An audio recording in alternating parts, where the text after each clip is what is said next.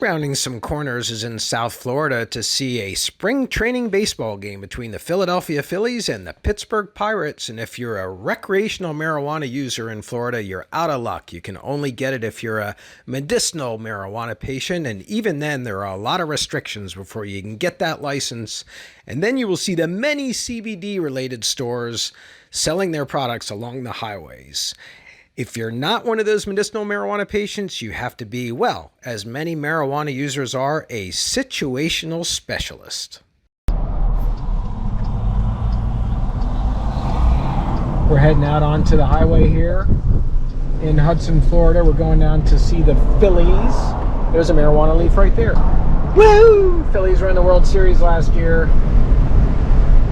We're expected to be there again, which is always putting a lot of pressure, but we're just going to enjoy a beautiful game today at the stadium, Bay Care Ballpark. Coming up to one of Florida's many traffic light intersections. It's easy to see why there are so many hot cars down here in Florida, because you spend so much time in a car, but also you want to show it off. If you have a nice car, and driving around Florida lets you do that. Florida's really a much better place to cruise around, play some music. When you get caught at a traffic light, people can see your goods, can see your vehicle, and plus the weather's going to be, it's going to be nice most of the time. You're going to have your rain in Florida. A lot of time the rain only lasts like 2 hours and it's gone. Then you got sunny skies again. So cars are really big in Florida, and you can see why.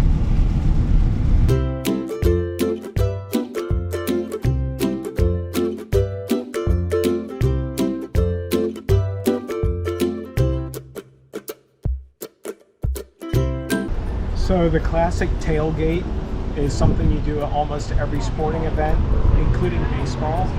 And when you come to a parking lot and you sit in a car, you're supposed to look around and watch people going into the stadium and have some food, which we're not going to do today, but checking out people rolling in their cars. This couple here's got a vintage Phillies hat on. So sitting here in a tailgating situation, that's part of the art of baseball.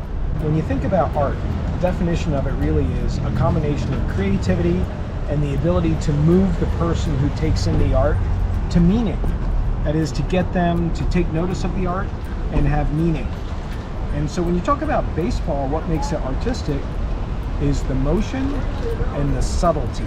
That's what we're going to talk about when we go inside today. So sitting in the parking lot, it all starts as part of the tailgating game. And you're watching people going in with uniforms of really old players, for one. That's part of the subtlety of baseball. I just saw somebody with a Lenny Dykstra jersey.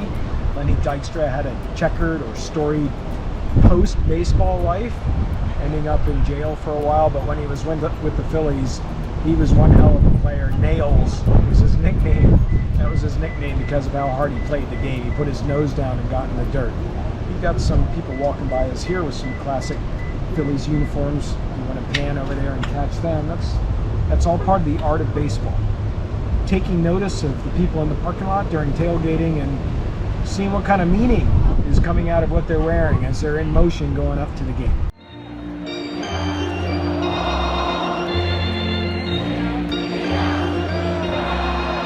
These are great seats.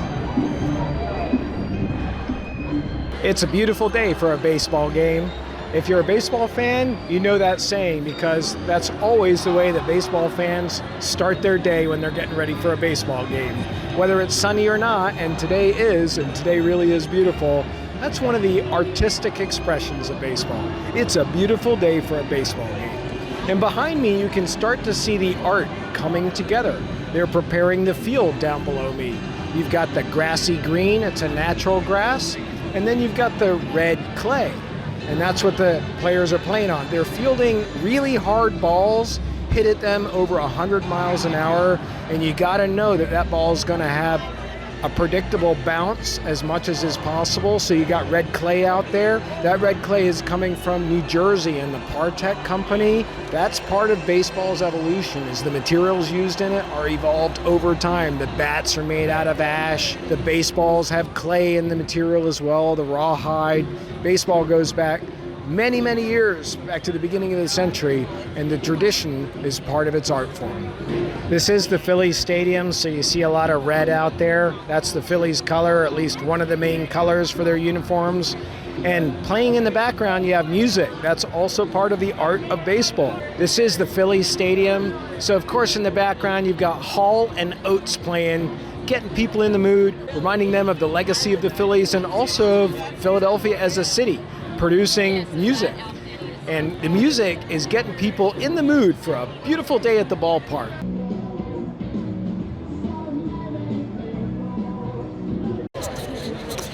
We are watching the art of baseball in action as a base player takes off. Base stealer, I should say. That's part of the art of baseball, knowing when to run. Every microsecond counts in this game, like a lot of sports. And the stealing of that base has caused the other team, the Pittsburgh Pirates, to canvass on the field as the coach comes out and talks about what's at stake here with the Phillies having a runner on third and another one at first. And the game is 3-2, Phillies over the Pirates. All of these things matter when it comes to the art of baseball.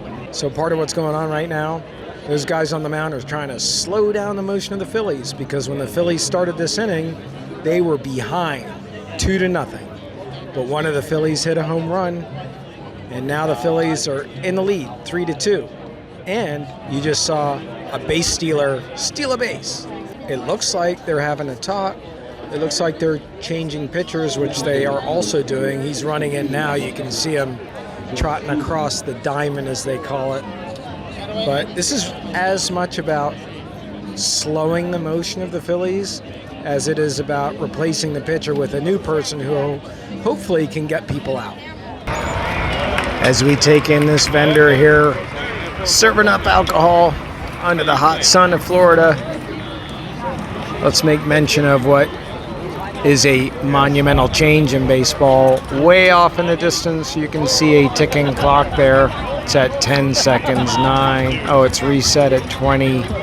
At 20 seconds is a new rule in baseball. The pitchers have to throw the pitch by that 20 seconds counting down. And that's designed to speed up the game.